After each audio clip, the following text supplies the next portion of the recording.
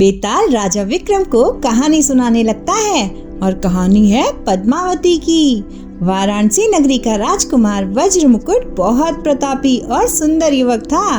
उसके राज्य के दीवान का बेटा राजकुमार का घनिष्ठ मित्र था।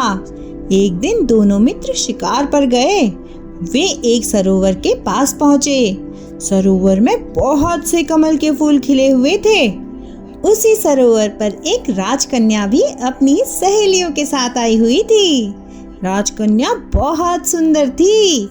उसका सुंदर रूप देखकर वज्र मुकुट उस पर मोहित हो गया। वज्र मुकुट उस कन्या से उसका नाम और परिचय पूछता है।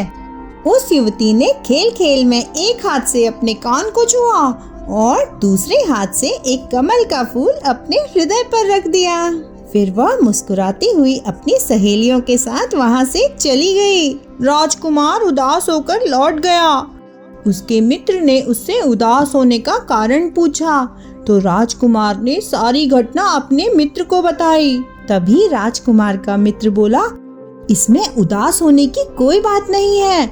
उस कन्या ने तुम्हें संकेतों से तुम्हारे सारे प्रश्नों के उत्तर दिए हैं। उसने कान को छूकर बताया है कि वह कर्णपुर की राजकन्या है और कमल के फूल को हृदय पर लगाकर बताया है कि उसका नाम पद्मावती है और वो भी तुम्हें पसंद करती है। अपने मित्र की बात सुनकर राजकुमार बहुत प्रसन्न हुआ और अगले ही दिन राजकुमार वेश बदलकर अपने मित्र के साथ उस कन्या के नगर के लिए निकल पड़ा। कर्णपुर राज्य में पहुंचकर उन्होंने एक वृद्धा के घर पर आश्रय लिया। बातों बातों में उन्हें पता चला कि वो वृद्धा पद्मावती की सेविका है। उन्होंने उस वृद्धा को पद्मावती के पास भेजा और पद्मावती को ये बताने को कहा कि वो राजकुमार जो उसे सरोवर किनारे मिला था वह उसके नगर में है और वह उससे मिलना चाहता है। पद्मावती उस समय कुमकुम का लेप लगा रही थी। वृद्धा की बात सुनते ही वह उसे कुमकुम लगे हाथों से एक जोरदार चाटा मार देती है और वृद्धा के गालों पर पद्मावती की 5 उंगलियों के निशान छप जाते हैं। वृद्धा रोते रोते राजकुमार के पास पहुंची और उसने उसे सारी बात बताई। राजकुमार को कुछ भी समझ नहीं आ रहा था, लेकिन उसके मित्र को पद्मावती की भेजी गई पहेली बूझने में जरा भी देर नहीं लगी।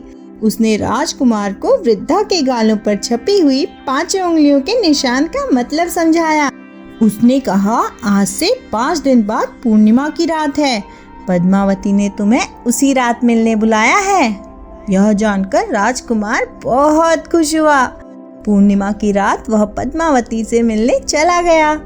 पद्मावती उसकी प्रतीक्षा कर रही थी। पद्मावती ने राजकुमार को अपने कक्ष में छुपा लिया और वो प्रेम से रहने लगे। उसी बीच राजकुमार के मित्र को पता चला कि इस राज्य में कानून है कि किसी भी चरित्रहीन कन्या को राज्य निकाला दे दिया जाता है। उधर जब कुछ समय सुख से बीत गया, राजकुमार को अपने मित्र की याद आने लगी। उसने पद्मावती को अपने मित्र के बारे में बताया। पद्मावती ने उससे प्रश्न किया कि उन सभी पूछी गई पहेलियों को किसने बूझा था, राजकुमार ने या फिर उसके मित्र ने। राजकुमार ने बताया कि सभी पहेलियां उसके मित्र ने ही बूझी थी। पद्मावती कहती है, इसके लिए तो आपके मित्र को धन्यवाद देना पड़ेगा। वह राजकुमार के मित्र के लिए भोजन बनवाती है और राजकुमार के हाथों उस खाने को मित्र के लिए भेज देती है। राजकुमार अपने मित्र के पास लौटता है और उसे पद्मावती का दिया हुआ भोजन देता है। मित्र उस भोजन को एक कुत्ते के सामने परोस देता है और कुत्ता भोजन खाते ही तड़प तड़प कर मर जाता है। अब राजकुमार पद्मावती से बहुत गुस्सा हो जाता है। वह कहता है, मुझे ऐसी स्त्री से कोई संबंध नहीं रखना जो मेरे मित्र को मारना चाहती है। लेकिन उसका मित्र उसे समझाता है कि ऐसा करना ठीक नहीं है। पद्मावती राजकुमार को बहुत प्रेम करती है और वो नहीं चाहती कि कोई भी उनके बीच आए और मेरे रहते हुए तुम पूरी तरह उसके वश में नहीं रह सकते हो और उसे छोड़कर अपनी नगरी जा सकते हो। इसलिए उसने ऐसा खेल रचा। इसलिए तुम क्रोध मत करो और उसे अपने माता पिता के त्याग के लिए प्रेरित करो। मित्र राजकुमार से कहता है, मैं तुम्हें एक युक्ति बतलाता हूँ। तुम आज रात पद्मावती के घर जाओ और जब वह सो जाए तो उसके सभी गहने निकाल लेना और उसकी पीठ पर एक कमल का फूल बना देना। अगली सुबह तुम गहनों को बहुत अधिक मूल्य पर बाजार में बेचने चले जाना। अधिक से अधिक लोगों से मोल भाव करना और जब कोई पूछे कि ये गहने कहाँ से आए तो उन्हें तुम मेरे पास ले आना। राजकुमार ने वैसा ही किया। अगले दिन पूरे नगर में यह बात फैल गई कि पद्मावती के आभूषण चोरी हो गए हैं। राजकुमार भेष बदलकर गहनों को बेचने लगा तो कोतवाल ने उससे पूछा, ये आभूषण तुम्हारे पास कहाँ से आए?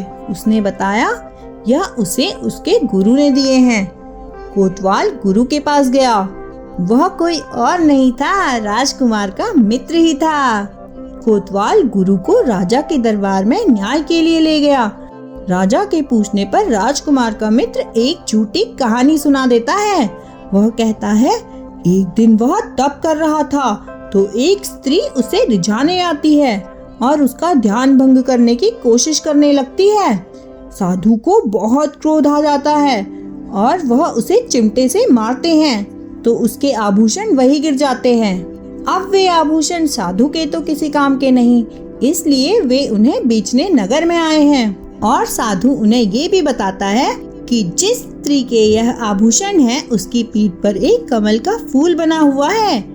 क्योंकि वह फूल पद्मावती की पीठ पर बना था, इसलिए यह सिद्ध होता है कि वह चरित्रहीन स्त्री कोई और नहीं बल्कि पद्मावती ही है।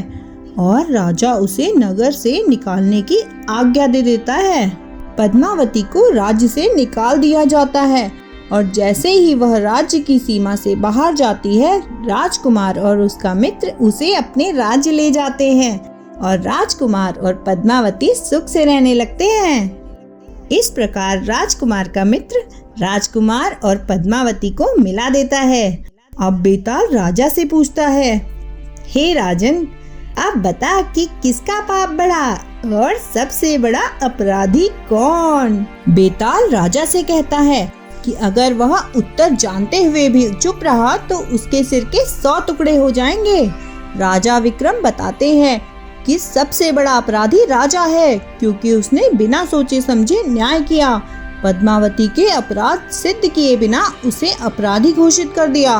मित्र तो अपना मित्र धर्म निभा रहा था, राजकुमार प्रेम में था, तो असली अपराधी राजा ही है। बेताल बोला, हे राजन, तूने तो अच्छा न्याय किया, लेकिन अब मैं क्या करूं? तू बोला, इसलिए मुझे जाना ही होगा। और बेताल राजा विक्रम की पकड़ से छूटकर वापस उसी पेड़ पर चला जाता है और राजा उसके पीछे पीछे उसे पकड़ने दौड़ पड़ते हैं।